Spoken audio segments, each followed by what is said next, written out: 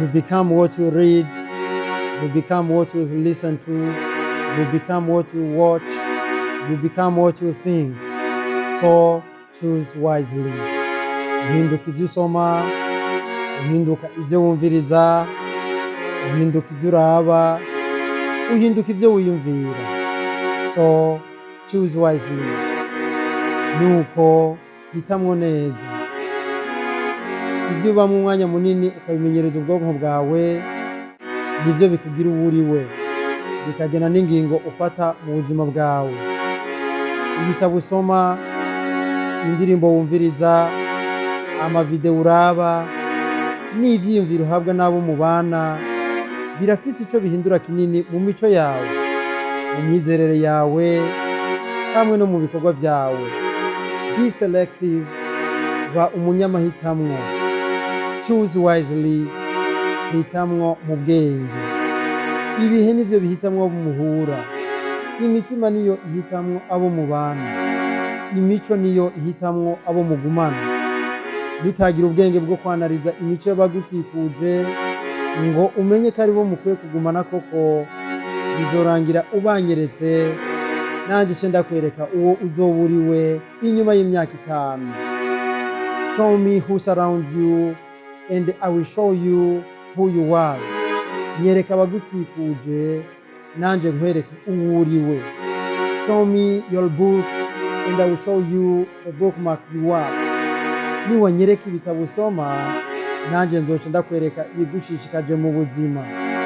Nzogusigurira your personality ntibeje. Akaranga kawe nzokagusigurira mu buryo butagiramwo amakosa, kubwo kumenya gusa ibyo usoma.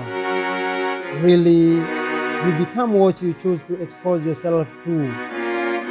Uhinduka ibyo uhitamwo kubamwo. Choose wisely, hitamwo nk'abanyabwenge. You don't have to be great to start, but you have to start to be great. Ntusabwa kuba umuntu ahambaye kugira utangure, ahubwo usabwa gutangura kugira ube uhambaye. Inzozi bikazara amagi, kandi gato karakura. Birahambaye cyane gutera intambwe ya mbere, n'igihe utoba wiyizera neza mu byo utegekanya gukora. Urakwiye kwishiramwo akanyerigabo, just ugatangura ico gikorwa. No muri cya gihe wumva umengo ntiwiteguye neza. Abafaransa barakubwira ngo l'appétit vient en mangeant. Rimwe na rimwe hari igihe biba ngombwa ko ubanza kurya kugira ngo umenye ko wari ubikeneye. Biraba ngombwa ko ukora sport kugira ugire amagara meza. Biraba ngombwa ko uja kuri regime kugira ugabanye ibiro. Si ibintu bizokwikora ataco wakoze. Bizoba ngombwa ko utangura kugira ugere kuko wifuza, kandi ni watangura kubikora uzisangamwo ubundi bushobozi utari wiyiziko. Maybe you don't know. Urashobora kuba utabizi neza, ariko ni watangura niho uzomenya neza ko wari ubikeneye, kandi wari ubishoboye, ahubwo wari waratevye. The idea is that greatness is not something that is innate or achieved overnight, but rather something that is developed through hard work, dedication and persistence. Aya n'amajambo y'inkoramutima asobanuye mu Kirundi. The daily inspirational quotes to Kirundi. Ushobora kuba utazosubira kuyumva nutakora subscribe ngo ufyonde kuri kajya ka notification bell, ndavuga kajya gakengeri kamamenyesha.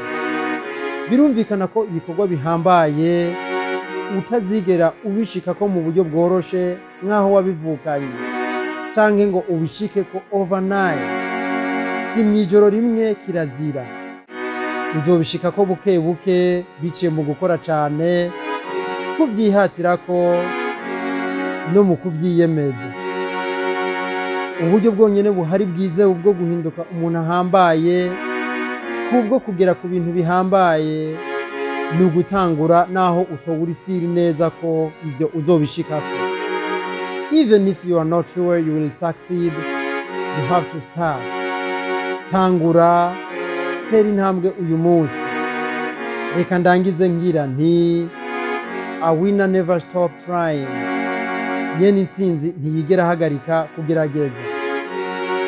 Reka nongere ko nti no storm can last forever, nta mvura idahita. Ivyo bikugoye uyu munsi hari igihe uzicara utwenge uravye ingene twari utwana. Nta kurya nyene umwana wo mu wa mbere abona ko bitanu kugabura kabiri bidakunda, niko nawe uzitwenga maze ushime Imana uti dear God, thank you for the journey. Uzoyishimira kubw'ivyo yagucishijemwo. I believe you have long life story. Ndabizi neza ko inkuru y'ubuzima bwawe ari ndende, but relax. Tuza kuko no storm can last forever. Nta mvura idahita. Nimba no majambo wayakunze, cyonda kuri like, hama duhurire muri commentaire. I love you.